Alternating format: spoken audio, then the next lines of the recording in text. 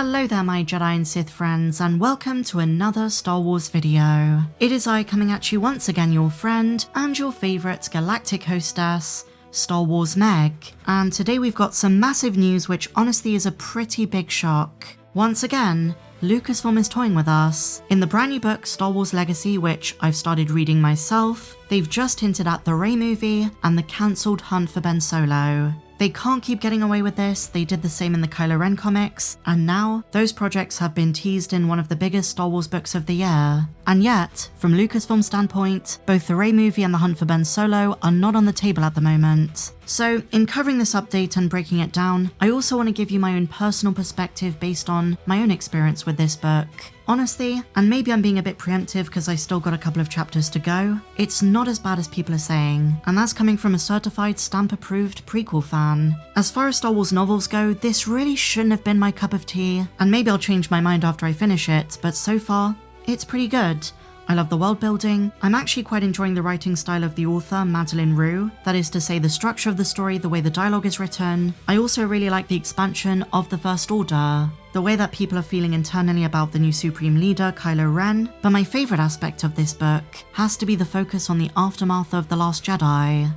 The Resistance is in pieces. Leia is grieving Luke, and so is Rey, but they both can't let their guard down. They have to keep up the fight. Rey has to fix the Skywalker saber, which she takes to Tython, all while dealing with her feelings for Ben Solo and the death of Luke. And I think it's fair to say that for differing reasons, both characters feel very lost. Rey in particular is having a bit of an identity crisis, because now that Luke has passed on into the cosmic force, she doesn't know where to turn for a training. She knows that the burden is with her to keep the Jedi Order alive. Thankfully though, Leia steps in. She reminisces about her brief training under Luke, and obviously this connects to the flashback in episode 9, but you also get the sense that this is going to connect to Twin Crossroads. Nonetheless, despite her very brief training and lack of knowledge, Leia pledges to teach Rey everything she knows. And it should be noted that this book is set during a time where Rey is studying the sacred Jedi texts, and I love the way she engages with them. She doesn't just accept every Jedi teaching at face value,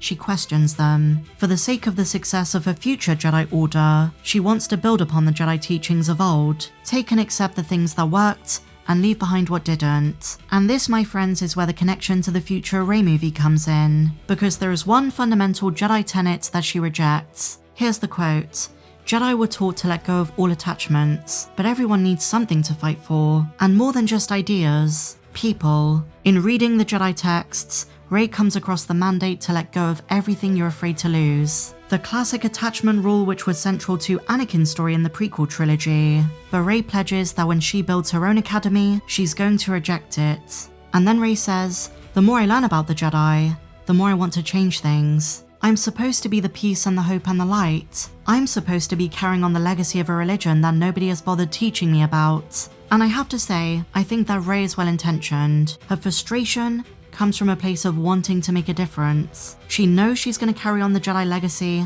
but she doesn't know how yet. What she does know is she wants to make changes. She realizes the Jedi cannot go back to the days of the Republic. She has to learn why they fell, their hubris, their rigidness, and their stubbornness to change. In canon, Luke came to the same conclusions. In reading the sacred Jedi texts, he realized that the Jedi were to blame for the rise of Palpatine. Rey doesn't want to make the same mistakes, and one of the first rules that she wants to do away with is the one about attachments. And this soundbite has been doing the rounds in the last day or so, and fans are quite divided about this. There are some who say that it makes sense. In quite a few places you can find even Luke being frustrated about the attachment prescription, but others argue that Lucasfilm is undermining one of George Lucas's key Jedi tenets.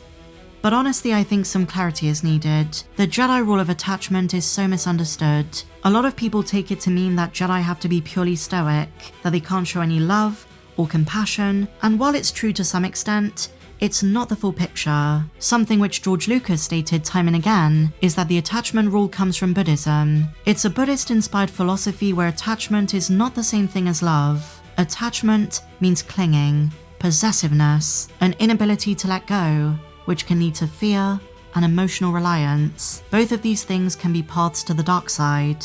Love and compassion, on the other hand, are selfless. So I suppose given this framework, you could argue that romantic attraction wasn't necessarily allowed, but where it came to acting out of love, acting out of a place of empathy for others, that's the kind of love that was permitted. Because when it comes to romance, when it comes to two people in love, it's almost impossible to have that kind of relationship without in some way, shape or form being attached. And I suppose Anakin himself puts it best in Attack of the Clones.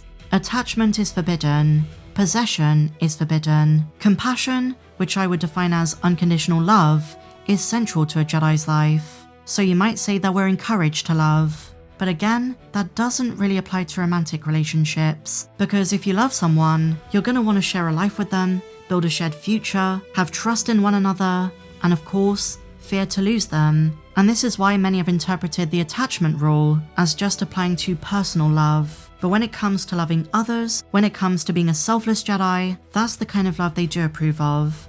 But again, that's not attachment. Now where it came to Anakin, the risk of him turning to the dark side came from a place of fear of losing his mother and then Padme. This is something that Yoda feared when he first met him. It's why he told Anakin that fear is the path to the dark side. Fear leads to anger, anger leads to hate, and hate leads to suffering. It wasn't so much a forbidding of love, but more so the problems of possession. And even in the real world, this is where love can become toxic and twisted.